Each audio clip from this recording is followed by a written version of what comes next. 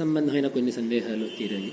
ఇప్పుడు యువతకి అనుష్ఠానంలో, నిత్య జీవిత వ్యవహారంలో కొన్ని చిన్న సందేహాలు ఉన్నాయి వరుసగా. ఒక ప్రశ్న ఏమిటంటే, ముఖ్యంగా ఇప్పుడు ఈ పై చదువులకు వెళ్ళేవాళ్ళు, అలాగే ఉద్యోగాలు ఉండే వాళ్ళకి రోజులో సమయం చాలా తక్కువ ఉంటుంది. ఇప్పుడే పొద్దున రాత్రి 11 పడుకుంటే 6ంటికి లేస్తారు, మళ్ళీ 8 నుంచి 8 వరకు, పొద్దున 8 నుంచి సాయంత్రం 8 వరకు వాళ్ళకి సమయం పెద్దగా దొరకదు. పొద్దున ఒక అరగంట, సాయం ఒక అరగంట మాత్రమే దొరికినప్పుడు వాళ్ళు ఎటువంటి అనుష్ఠానాలు చేస్తే లేదా ఎటువంటి దినచర్య పెట్టుకుంటే ఆ దొరికిన కొద్దిపాటి సమయాన్ని వాళ్ళు సార్థకపరచుకోగలుగుతారు? ఒక ప్రణాళిక ఏమైనా జగద్గురువులు సూచించగలిగితే, ఒక దినచర్య ప్రణాళిక సూచించగలిగితే దాన్ని తప్పకుండా పాటిస్తారు అని ఆశిస్తుంది. అంటే వాళ్ళందరికీ ఒక అరగంట సమయం దొరుకుతుందా? అరగంట సమయం ఖచ్చితంగా దొరుకుతుందిగా. పొద్దున సాయంకాలం. అంటే అరగంట అని ఎందుకు అడుగుతున్నా అంటే, అరగంట కూడా నా ప్రకారం అరగంట దొరకడం కూడా చాలా ఎక్కువే. అరగంట కూడా అవసరం లేదు,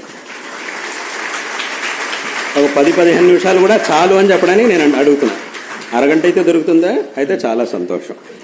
అంటే నాకు గుర్తొచ్చే విషయం ఏమిటంటే, ఇప్పుడు భాగవతంలో పరీక్షిత్ అంటాడు, పరీక్షిత్తుకి శాపం వస్తుంది. ఏమిటి, నీకు 7 రోజుల్లో మరణం అని శాపం ఇచ్చారు పరీక్షిత్తుకి. అప్పుడు పరీక్షిత్ అంటాడు, అయ్యో నాకు 7 రోజుల్లో మరణం, ఇంకా నాకు సమయం లేదు అని అంటాడు.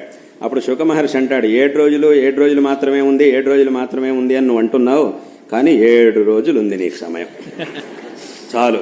వెనకటి కాలంలో 7 ఘడియల్లోనే తరించినటువంటి వాళ్ళు చాలా మంది, తరించినటువంటి వ్యక్తి ఒకడు ఉండేవాడు.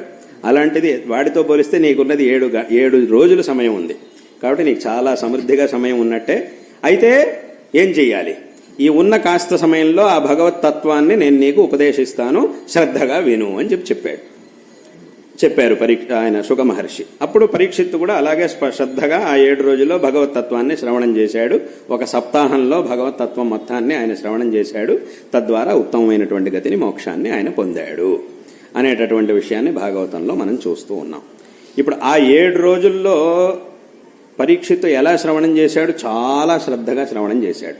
ఏదో కాసేపు ఆయన పాపం శుక మహర్షి భగవతత్వం గురించి చెప్తుంటే కాసేపు వినేసి, సరే చాలండి నేను కాసేపు ఆపుదాం, మళ్ళీ మధ్యలో నేను ఎక్కడికో వెళ్ళొస్తాను, ఏదో పని ఉంది కాసేపు ఆగొస్తాను.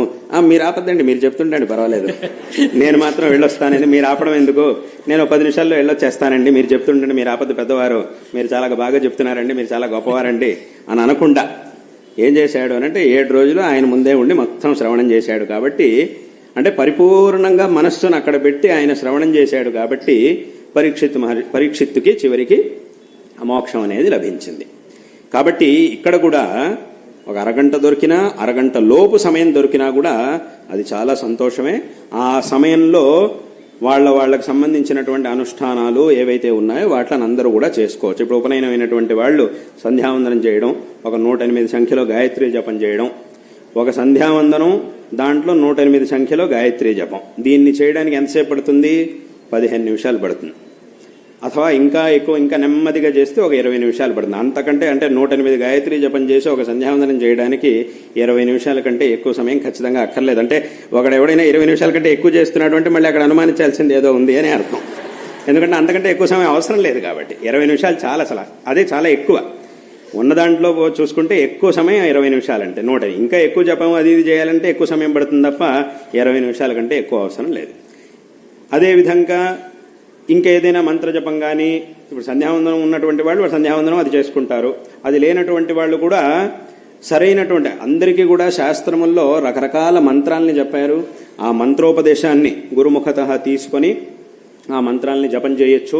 కావలసినంత ఉన్న సమయాన్ని బట్టి కావలసినంత సంఖ్యలో జపాన్ని చేయొచ్చు. అది కూడా లేదండి మాకు సరిగ్గా ఉపదేశం చేసేటటువంటి గురువు ఎవరు దొరకలేదు అనంటే గనక అది కూడా అవసరం లేదు. ఏదైనా స్తోత్రాలని పఠించవచ్చు. విశేషంగా స్తోత్రములు అంటే మంత్రములకే సమానంగా ఉన్నటువంటి స్తోత్రాలు ఎన్నో ఉన్నాయి. ఆ స్తోత్రములు ఎంత గొప్పవి అనంటే మంత్రములతో సమానమైనటువంటి స్తోత్రాలు అవన్నీ కూడా. అక్కడ ఉండే ఒక్కొక్క శ్లోకం కూడా మంత్రాలతో సమానం, ఒక్కొక్క మంత్రంతో సమానం.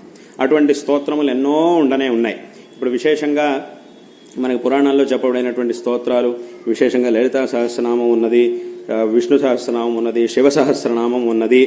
ఈ అందుకే శంకరాచార్యుల వారు కూడా ఏం చెప్పారు? గేయం గీతా నామ సహస్రం ధ్యేయం శ్రీపతి రూపం అజస్రం అని ఆ భగవగోవింద స్తోత్రంలో శంకరులు అందుకోసమే చెప్పారు. ఆ నామ సహస్రం అంటే విష్ణు సహస్రనామమో, శివ సహస్రనామమో, ఆ దేవి సహస్రనామమో ఏదో ఒకటి. అలా ఏదైనా ఆ నామాల్ని పఠించినప్పుడు వాటికి ఉన్నటువంటి గొప్పతనం కూడా చాలా ఎక్కువ, చాలా విశేషం. వాటి ద్వారా మనం విశేషమైనటువంటి ఫలితాన్ని పొందగలుగుతాం. అదేవిధంగా శంకరాచార్యుల వారు రాసినటువంటి అద్భుతమైన స్తోత్రాలు, సౌందర్యలహరి స్తోత్రం ఉంది, దక్షిణామూర్తి స్తోత్రం ఉంది, సౌందర్యలహరి స్తోత్రంలో ఉండే ఒక్కొక్క శ్లోకము ఒక్కొక్క మంత్రానికి సమానం. ప్రతి ఒక్క శ్లోకానికి ఒక ఉపాసన ఉన్నది, ఒక యంత్రం ఉన్నది, ఒక విశేషమైనటువంటి పూజా పద్ధతి ఉంది. అటువంటి శ్లోకాలు అక్కడ ఉన్నటువంటి ఒక్కొక్కటి కూడా ఆ శ్లోకాలని గనక మనం పఠిస్తే, ఇప్పుడు సౌందర్యలహరిలో ఉన్నటువంటి ఏదైనా ఒక శ్లోకాన్ని తీసుకొని రోజుకి ఆ శ్లోకాన్ని ఒక 10 సార్లు కానీ, ఒక 32 సార్లు కానీ, ఒక 108 సార్లు కానీ, ఇవాళ ఒక శ్లోకం, మొదటి శ్లోకం, రేపు 2వ శ్లోకం, ఎల్లుండి 3వ శ్లోకం, ఇలా ఒక్కొక్క రోజు ఒక్కొక్క శ్లోకాన్ని ఒక 32 సార్లు అథవా 108 సార్లు ఉన్న సమయాన్ని బట్టి దాన్నే పఠిస్తే తద్వారా విశేషంగా మనకి ఆ భగవద్ అనుగ్రహం అనేది లభిస్తుంది. ఇలా 100 రోజుల పాటు రోజుకు ఒక శ్లోకం చొప్పున అన్ని శ్లోకాలు అయిపోయినాయంటే మళ్ళీ మొదటి శ్లోకం నుంచి చదవడం. ఈ రకంగా ఎన్నో ఉపాసనలని శాస్త్రముల్లో చెప్పారు.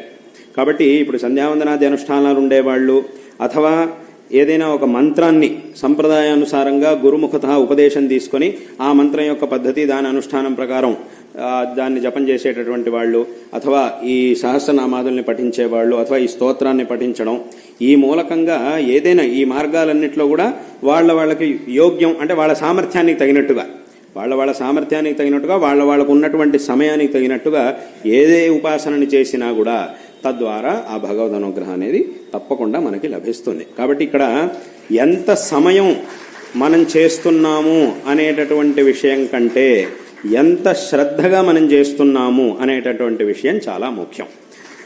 చేసేది 10 నిమిషాలే అయినా, ఒక 10 నిమిషాలు చేసినా కూడా ఆ 10 నిమిషాల్లో పరిపూర్ణంగా మన మనస్సుని అక్కడే మనం లీనం చేయాలి. ఆ 10 నిమిషాలు చేసేటప్పుడు కూడా లౌకికమైనటువంటి విషయాల గురించి మనం ఆలోచించకూడదు. అంటే ఆ దేవుడి గదిలోకి వెళ్ళి దేవుడిని ముందు కూర్చోవడం కంటే ముందే మన మనస్సులో ఒక సంకల్పాన్ని చేసుకోవాలి. ఏమిటి అంటే, ఇప్పుడు నేను దేవుడి దగ్గరికి వెళ్తున్నాను, ఓ 10 నిమిషాల పాటు దేవుడి ముందు కూర్చోబోతున్నాను, పరిపూర్ణంగా నా మనస్సుని నేను భగవంతుడి పాదార విందాల్లో ఉంచబోతున్నాను. ఈ 10 నిమిషాల్లో ప్రపంచం ఏమైపోయినా సరే నేను దాని గురించి ఏమైపోదు, వాస్తవంగా ఏమవుతుంది, ఏమీ అవ్వదు. కానీ ఏమైపోయినా సరే, అంటే మీ సంకల్పం ఎలా ఉండాలి అని చెప్తున్నా. ప్రపంచానికి ఏమీ అవ్వదు, ప్రపంచానికి ఏమవుతుంది, ఏమీ అవ్వదు. కానీ ఈ 10 నిమిషాల్లో ప్రపంచం ఏమైపోయినా సరే దాని గురించి నేను పట్టించుకోను. నిజంగానే అంత మునిగిపోయేంత పరిస్థితి గనక వస్తే ఏ దేవుడి ముందు నేను కూర్చున్నానో ఆ దేవుడే చూసుకుంటాడు, ఆయనే దీన్ని చూసుకుంటాడు. ఎందుకంటే నేను ఉంటున్నది దేవుడి ముందు. ఆయన సంకల్పం లేదు అనంటే ఏమీ జరగదు కదా. కాబట్టి ఏదైనా జరగాల్సి ఉన్నా కూడా ఆయన సంకల్పం. కాబట్టి నిజంగా జరగాలి అని గనక ఆయన సంకల్పం ఉంటే నేను కాదనుకున్నంత మాత్రాన అది ఆగదు. కాబట్టి నిజంగా ఏదైనా జరగాల్సింది ఉంటే అది ఎక్కడున్నా జరుగుతుంది. నేను దానికోసం ఎంత ఆలోచించినా అది ఖచ్చితంగా జరుగుతుంది, దాన్ని ఎవరు ఆపలేరు. కాబట్టి ఈ 10 నిమిషాల పాటు మాత్రం నేను ఏ విషయాల్ని ఆలోచించను. మళ్ళీ 10 నిమిషాలు అయిన తర్వాత మళ్ళీ బయటికి రానే వస్తాను. వచ్చిన తర్వాత మళ్ళీ ఈ విషయాలన్నింటి గురించి ఆలోచించడం, చదువు, ఉద్యోగం, ఈ విషయాలన్నిటి గురించి కూడా ఆలోచించడం అనేది ఉండనే ఉంది ఆ 10 నిమిషాలు. కానీ ఈ 10 నిమిషాలు మాత్రం నేను ఏ విషయాల్ని పట్టించుకోను అని దృఢంగా సంకల్పం చేసుకోవాలి. ఎందుకు సంకల్పం చేయాలని అంటున్నాను అంటే, సంకల్పానికి చాలా బలం ఉంటుంది. సంకల్పం అనేది ఎంత బలంగా ఉంటుందో ఆ తర్వాత పని అంత బాగా జరుగుతుంది. కాబట్టి అన్నిటికీ కూడా ఈ సంకల్పం అనేది మూలం.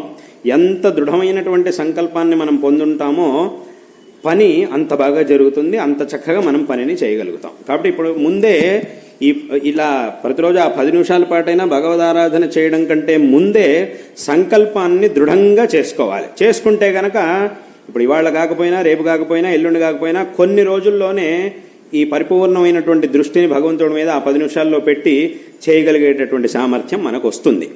మన బుద్ధి తప్పకుండా అక్కడ నిలుస్తుంది, అందులో ఏమాత్రం సందేహం లేదు. కాబట్టి అందరూ కూడా ఇలా చేయాలి.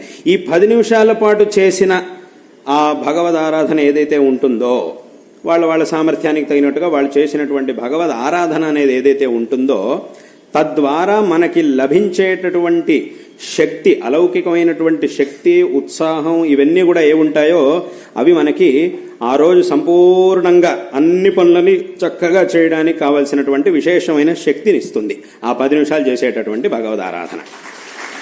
కాబట్టి ఇక్కడ మనం ఎంత సమయం చేస్తున్నాం అనే దానికంటే ఎంత శ్రద్ధతో ఎంత దృష్టితో చేస్తున్నాం అనేది చాలా ముఖ్యం. అంటే ఇప్పుడు ఒక ఉదాహరణ చెప్పాలంటే, ఏదైనా కొన్ని గంటల పాటు పని చేయాలంటే శరీరంలో శక్తి ఉండాలి. శరీరంలో శక్తి ఉండాలి అంటే ఆహారం తీసుకోవాలి. ఆహారం మాత్రం ఎంతసేపు తీసుకుంటాం అని అంటే కాసేపు మాత్రమే, 15 నుంచి 20 నిమిషాలు, అథవా ఎక్కువ అంటే అరగంట సేపు ఆహారం తీసుకుని తర్వాత ఎన్ని గంటలు పనిచేస్తున్నారో చాలా గంటల పాటు పనిచేస్తున్నారు. అంటే అన్ని గంటల పాటు పనిచేయాలంటే, ఇప్పుడు 5 గంటల పాటు పనిచేయాలంటే 5 గంటల పాటు కూర్చొని భోజనం చేయక్కర్లే.